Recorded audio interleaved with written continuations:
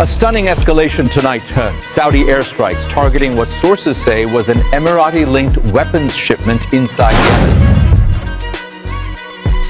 The United Arab Emirates has rejected claims linking it to the incident, urging calm and a fact-based assessment to preserve regional stability.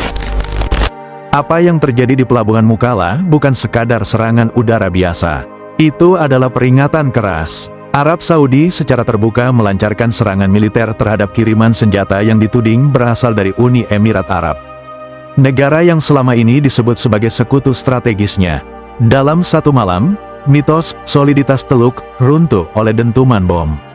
Ledakan hebat mengguncang kawasan pelabuhan Yaman Timur, menghancurkan gudang logistik dan kendaraan militer.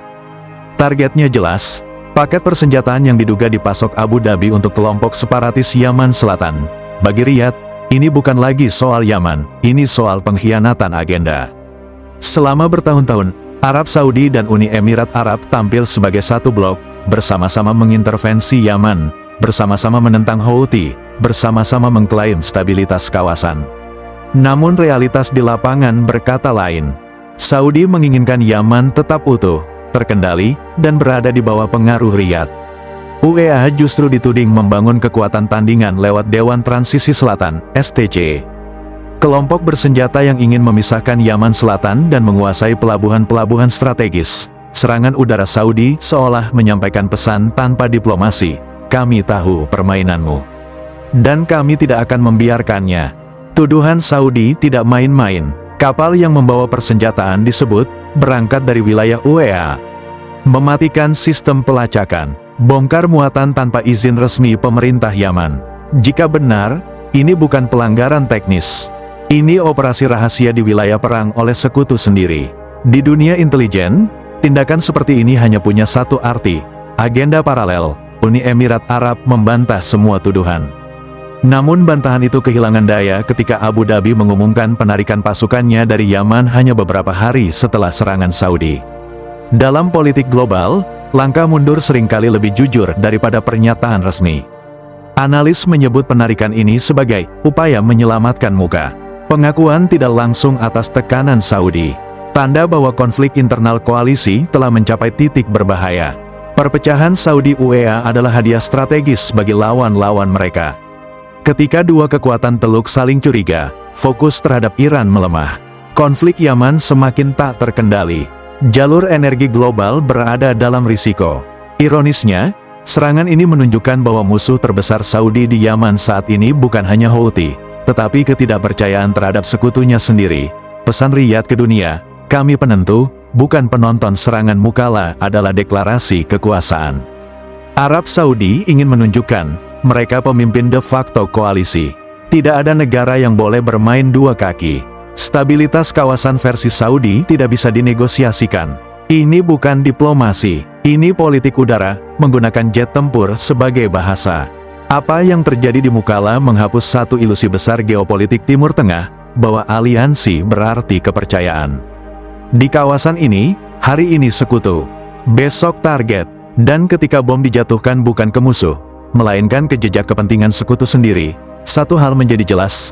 Perang paling berbahaya bukan yang diumumkan, melainkan yang dimulai dalam diam. Peristiwa di Pelabuhan Mukalla mengajarkan satu hal yang kerap dilupakan dalam politik global, aliansi tidak selalu berarti loyalitas, dan sekutu tidak selalu sejalan kepentingannya. Arab Saudi dan Uni Emirat Arab, dua negara yang selama ini tampil solid, membuktikan bahwa ketika kepentingan strategis bertabrakan, bom bisa berbicara lebih lantang daripada diplomasi. Bagi Indonesia, ini adalah pelajaran yang sangat relevan. Indonesia berada di posisi strategis, menjalin kerjasama pertahanan dengan banyak negara besar, baik Barat, Timur, maupun Timur Tengah. Namun pengalaman Timur Tengah menunjukkan bahwa ketergantungan berlebihan pada satu blok atau satu mitra strategis adalah risiko besar. Pelajaran utamanya jelas, kemandirian pertahanan adalah kunci. Politik luar negeri bebas aktif bukan slogan, melainkan kebutuhan. Kepentingan nasional harus selalu di atas kepentingan aliansi. Indonesia tidak boleh larut dalam romantisme kerjasama militer atau diplomasi simbolik. Dunia hari ini bergerak cepat, keras, dan pragmatis. Negara yang selamat bukan yang paling banyak sekutu, tetapi yang paling siap berdiri sendiri saat sekutu berubah arah. Di Timur Tengah, sekutu bisa menjadi sasaran dalam semalam. Dan bagi Indonesia, pesan ini seharusnya terdengar jelas, hormati semua, bergantung pada tidak siapa-siapa. Karena di dunia yang semakin tidak pasti, kedaulatan sejati tidak dijaga oleh janji, melainkan oleh kesiapan.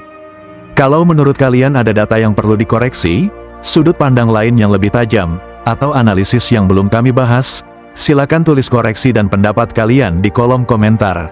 Kami sangat berterima kasih dan mempertimbangkan setiap masukan. Jangan lupa like jika konten ini menambah wawasan, share agar diskusinya makin luas, dan subscribe supaya tidak ketinggalan analisis strategis berikutnya. Jayalah Indonesiaku! I don't ever slow up, no I don't take sh**. I got no love for the fakeness. If you wanna play tough and wanna hate this, I'll always show up and make a statement. I don't ever slow up, no